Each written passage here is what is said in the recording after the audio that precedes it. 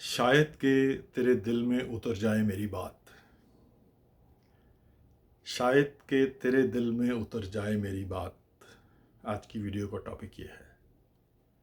आज की वीडियो लंबी होगी, लेकिन अगर कोई गौर से सुन ले तो उसकी किस्मत बदल सकती है। बिस्मिल्लाहिर्रहमानिर्रहीम। यार देखें, मैंने जब कनाडा आना था आज से कोई 30 साल पहले, तो मुझे याद है कि एम्बेसी की फ़ीस लगाने के लिए मैंने अपनी मोटरसाइकिल भी बेच दी थी और मैं पैदल हो गया था। उस पैदल के सफ़र के दौरान एक वाक़या है, मैं आपको बयान करता हूँ, उससे आपकी ज़िंदगी बदल सकती है। सबसे पहले तो मुझे बड़ा सख्त इख्तलाफ है जो सोशल मीडिया साकिब अज़हर साहब कर रहे हैं, रेहान अल्लाहवाला साहब कर रहे हैं, कासम अली शाह साहब कर रहे हैं, और भी जो लोग कर रहे हैं। यार देखें, हर बंदा हर काम के लिए नहीं बना होता। अगर कोई बाल काटने वाला है तो वो बाल काटे, वो प्रोफेसर नहीं बन सकता है जी। और दूसरी एक मिसाल यहाँ पर दी जाती है कि बस चलाने वाले को बस ही चलानी चाहिए, उसको F-16 चलाने के ख्वाब नहीं देखने चाहिए, ना दिखाने चाहिए। और F-16 चलाने वाले को कभी बस भी नहीं चलानी चाहिए, वो मार देगा, एक्सीडेंट कर देगा। यार जिसको जो स्किल आ रही है, उसको जो काम कर रहा है वो करता रहे, उसके साथ जो मर्जी करो, ठीक है। जो वाकया मेरे साथ पेश आया वो मैं बयान करने लगा हूँ। अच्छा, मैं मेंबर था लाहौर चैम्बर ऑफ कॉमर्स का, जो कि शादमान चौक में है, अगर आप लाहौर से तल्लक रखते हैं तो। यार इसकी टाइम लिमिट वीडियो की कोई नहीं होगी, क्योंकि मैं असर की नमाज के लिए वज़ू कर रहा था, तो मेरे दिल में ये ख्याल आया ये कि मैं आप लोगों के साथ ये वाक़या शेयर करूं, शायद किसी की किस्मत बदल जाए। और देखें, किस्मत के मैंने टाइम देखा तो पहले मैंने कहा यार चलो वीडियो बना लेता हूँ, फिर मैंने कहा नहीं यार, असर पढ़ के दुरूद शरीफ पढ़ के शुरू करता हूँ। अच्छा, मैं कचहरी चौक जो है ना, गोलबाग के बाहर, जहाँ से वैगन चलती है वो एयरपोर्ट के लिए, पता नहीं 1 नंबर थी उस वक्त क्या थी, मैं उस वैगन के इंतज़ार में खड़ा हो गया।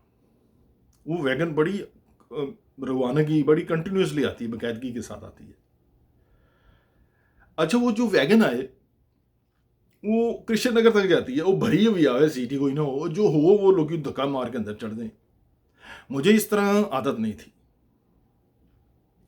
मैं वहां खड़ा रहा। एक ड्राइवर शायद मुझे कोई देख रहा था, उसने जब 2 चक्कर लगा लिए ना कृष्ण नगर से वहां के एयरपोर्ट के, तो उसने मुझे कहा बाबूजी इधर आओ। कहता किस चीज़ का इंतज़ार कर रहे हो? मैं कहा यार कोई खाली वैगन आए, सीट आए। कहता इस तरह नहीं होंगे इत्थे, पाकिस्तान के। मैं कही मैं भी पाकिस्तानी हाँ। कहता अच्छा। कहता हुण तुसीं मेरे नाल बह जाओ, इत्थों मैं तुहानूं कृष्ण नगर लै चलना, ठीक है। उत्थों तुसीं बैठे रहना, उतरना ना, तो फिर मैं तुहानूं जिथे कहोगे छड्ड देंगा। He was a good person, right. बात बताने का मकसद ये है कि पाकिस्तान की सारी पढ़ी लिखी और नौजवान नस्ल जो है ना, वो एक ऐसी बस के इंतज़ार में है कि वो बस खाली आए और वो कहे जनाब आ जाएं, बैठें, हम आपके लिए ही आए हैं और आपको ले चलते हैं। ऐसा नहीं होता ज़िंदगी में। आपको कहीं से तो शुरू करना है, और क्या पता अगर आप उस बस में चढ़ गए हैं और अगले स्टॉप पे कोई बंदा उतर गया है तो आपको जगह मिल जाएगी। इस सोच में कि आपको वो फलां जॉब मिले ही मिलेगी, ऐसा नहीं करना चाहिए। ऐसा नहीं होता दुनिया में। कनाडा में भी लोग यूनिवर्सिटी की डिग्री करके स्टोरों पे काम कर रहे हैं, राइट। वो इस सोच में नहीं बैठे कि यार जॉब मिलेगी। इसकी मिसाल में देने के लिए मैंने आज एक बोर्ड के ऊपर मैंने कहा शायद समझाऊँ आपको तो समझ आ जाए।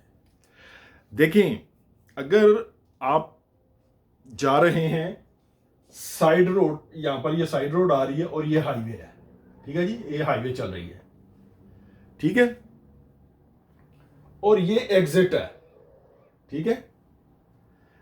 इस एग्जिट से आपने एग्जिट होके तो आपने इस हाईवे पर चढ़ना है, ठीक है। याद रखिए, अगर आपने वाकई सही ड्राइविंग सीखी हुई है किसी इंस्ट्रक्टर से या तो सर्कल में या एग्जिट में स्पीड को आस्ता कर लिया जाता है, लेकिन जैसे ही सर्कल का वो टर्न का एंड शुरू होता है और आपने इस हाईवे पर चढ़ना होता है तो आपको अपनी स्पीड बढ़ानी पड़ती है। स्पीड बढ़ा के आपको इसके अंदर जाना होता है to match the flow of the traffic.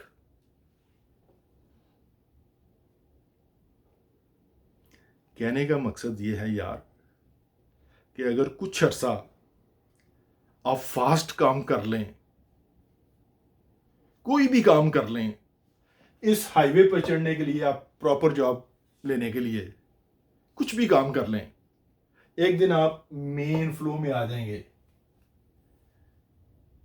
लेकिन अगर आप यहां पर ही साइड रोड पे ही रहेंगे ना, तो हवा के मुखालिफ जो होते हैं ना, उसके साथ मुकाबला करने के लिए बहुत हिम्मत हौसला चाहिए, अल्लाह का मदद चाहिए। बादे मुखालिफ से क्यों घबराता है, ये तो चलती है तुझे ऊंचा उड़ाने के लिए, अल्लामा इकबाल का शेर है। ठीक है जनाब, कि आप लोगों को ये चाहिए कि जो भी चीज़ आपको अवेलेबल है वो शुरू कर दें अल्लाह का नाम लेके। और आप लोग इतने खुशकिस्मत हैं कि मैं सुबह शाम अपने काम छोड़कर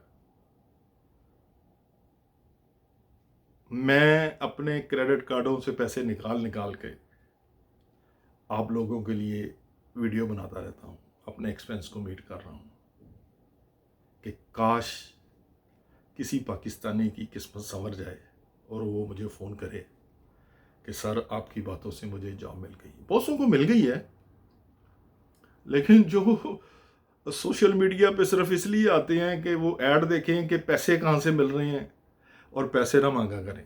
बहुत से लोग यार आके कहते हैं हेल्प करें, यार बड़ा दिल दुख होता है कि यार जब बंदा जवान हो, मेहनत कर सकता हो, और वो आके कहे जी हेल्प कर दें सर। अल्लाह ना ऐसी सिचुएशन में किसी को डाले, लेकिन ऐसा ना किया करें यार। अल्लाह ताला को ये चीज़ पसंद नहीं है, सिर्फ अल्लाह से मांगा करें। तो उसके बाद जब मैं कनाडा आ गया तो मैंने बिजनेस करने की बड़ी कोशिश की और मेरे दोस्तों ने मुझे बड़ा सपोर्ट किया, फाइनेंशियली भी, मॉरली भी, लेकिन मेरा बिजनेस कामयाब नहीं हुआ। मैं रोड पे आ गया, कोई पैसा नहीं है, बिजनेस भी नहीं चल रहा। तो मुझे एक कराची का लड़का मिला, अल्लाह ताला उसके और उसकी फैमिली के दर्जात बुलंद करे। उसने कहा चौधरी तेरे इन्नियां स्किल्लां ने, तू ये रिज्यूमे लैके स्टोरां च वड़ जा। वो मैं कहा नहीं इंज भी जा मिलेगी, कहता इत्थे इंज ही जा मिलनी है। तो वहाँ पर एक फार्मेसी थी,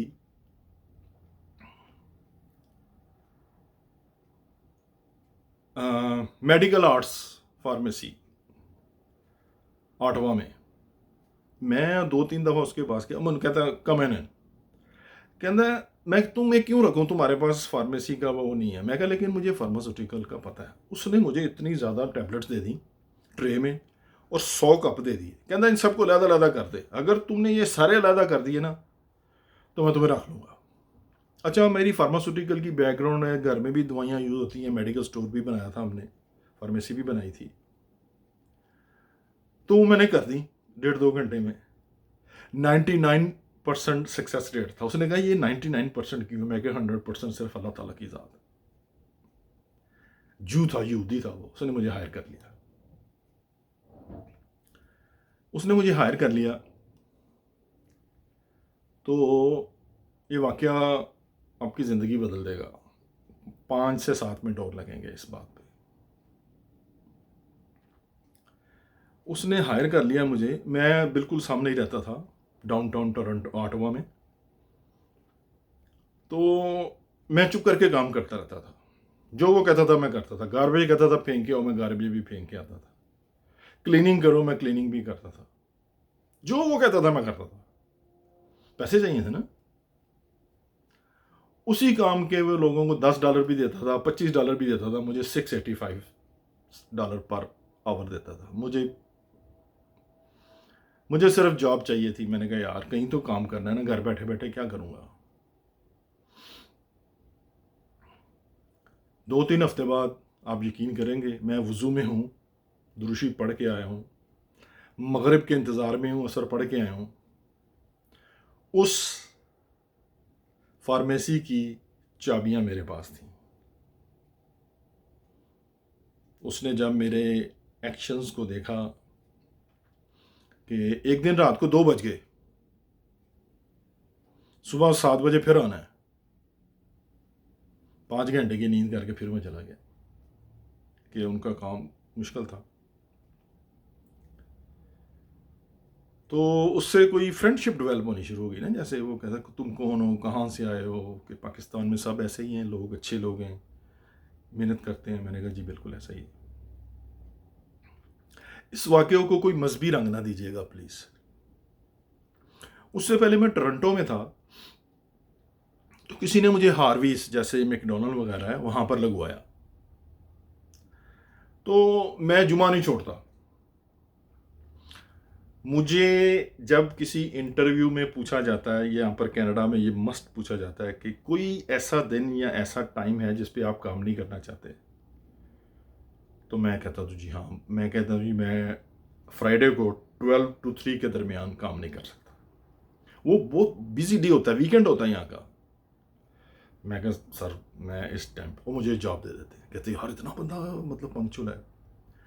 अच्छा, वो उस मोहम्मद ने मुझे, किसी ने रेफरेंस दिया, मैं हार्विज पे चला गया। उसने मुझे बुलाया 10 to 1 के दरमियान। 10 बजे से लेके 1 बजे तक मेरी वहाँ पर जॉब थी। वो उनकी शर्ट पहननी पड़ती, शर्ट मैंने पहनी, काम शुरू कर दिया। कभी कोई सैलड काट, कभी कभी गार्बेज खाली कर, कभी कुछ कहे कभी कुछ कहे। जब 1:15 बजा ना, तो मैं उसके पास गया। मैंने कहा सर आज जुमा है, तो कह रहा अभी तो तू 1 बजे तक यहाँ पर है, 1:15 बजे क्यों आ गया। अपनी पंजाबी उर्दू में। मैं सोचा गलत गया मैं। अच्छा, मैं 1 बजे गया। मैंने कहा सर 1 बज गया।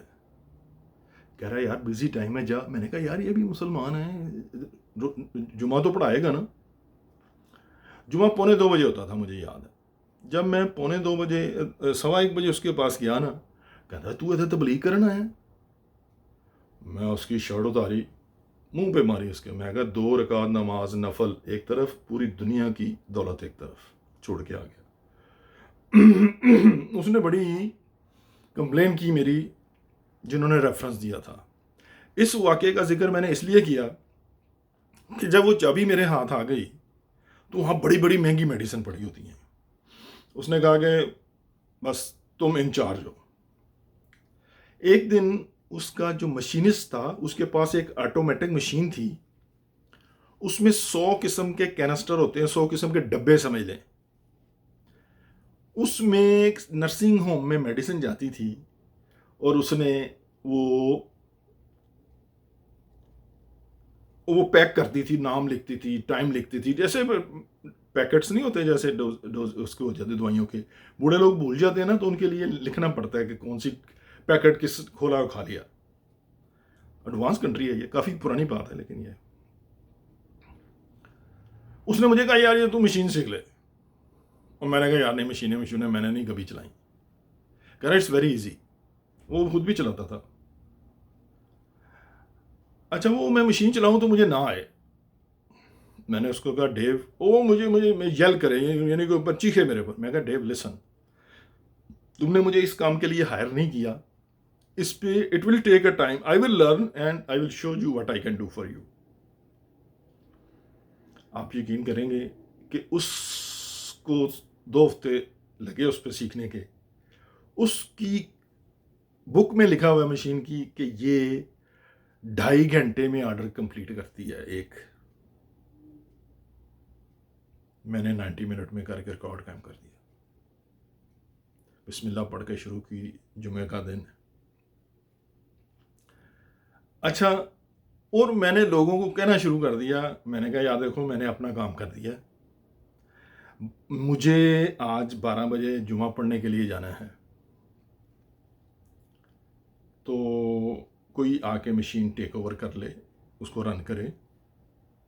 20-22 बंदे थे, वो कहे no no no no, you can't go Amir, you can't go, this machine never stop. पता नहीं कितने सालों से मशीन बंद ही नहीं हुई। मैं क्या ये मशीन 12 बजे बंद हो जाएगी? कह रहे देखी जाएगी। एक चीना था जिसको मैंने लगवाया था, उसको भी मैंने कहा आओ यार हेल्प कर दो, कह रहा no I can't do that. लो जी 12 बजे आपके भाई ने थड़क मशीन बंद की। जू था वो यहूदी बहुत बड़ा वहां का, फैमिली आटवा का। मैंने मशीन बंद की, जैकेट डाली, मैं जुमे के लिए चला गया। नॉर्मली आधे घंटे की ब्रेक होती है, उस दिन मैंने 2 घंटे की ब्रेक ले ली। मुझे पता था उसने मुझे फायर तो कर ही देना है, तो जल्दी क्या जाऊं मैं उधर। जब मैं गया, वो सारे ओ Mir, Dave is looking for you, Dave is looking for you, Dave is looking for you. मैं कहा रिलैक्स। इतनी देर में वो आ गया। यहाँ पर ये है कि जो अच्छे लोग हैं ना, अच्छी जॉबें या अच्छे लोग हैं, वो किसी के सामने आपकी ना इंसल्ट करते हैं, ना कोई प्राइवेट बात करते हैं।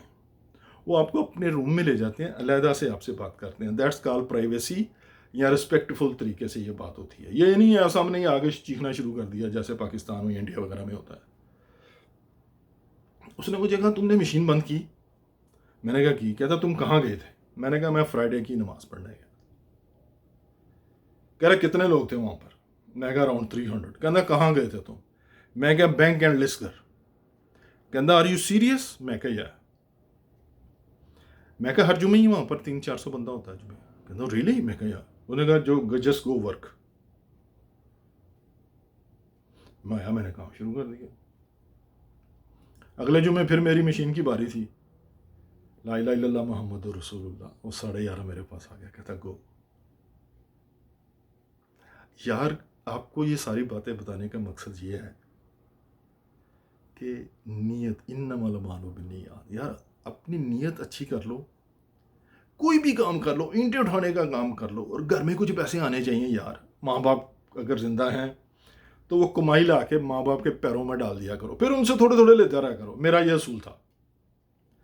मैंने तनख्वाह लेनी, पूरी की पूरी बैंक से निकाल लेनी। इधर मेरी अम्मी कैनेडा आ गई हुई थी, तो महीने के एंड में उन्होंने भी जोड़े कोल होंगे सन लै जाना उन्हें। लेकिन उनको ये बड़ी खुशी होती थी कि मेरा बेटा ला के सारे पैसे मुझे दे देता है। Love you guys, Toronto Canada. मेरी वेबसाइट है www.newtocanada.noproblem.ca, www.newtocanada.noproblem.ca, www.newtocanada.noproblem.ca। 1000 वीडियो पढ़ी हैं। अगर कोई शख्स पढ़ा लिखा है, ऑनेस्ट टू गॉड, वो इन वीडियोस को 2 हफ्ते बैठ के देख ले और समझ ले, उसका रोज़गार खुल जाएगा। इसलिए कि वो लर्न कर जाएगा, वो लोगों को सिखाएगा और उसकी अपनी फीस लेगा। कोई शख्स दुनिया में फ्री काम नहीं करता। There is no free lunch in North America और एनीवेयर। तो मेरा बड़ा दिल चाह रहा था कि मैं आप लोगों से ना दिल की बातें दिल वालों के साथ। दिल वाले कहाँ रहते हैं? लाहौर में रहते हैं। दिल की बातें दिल वालों के साथ, लाहौर है। Love you guys, Toronto Canada.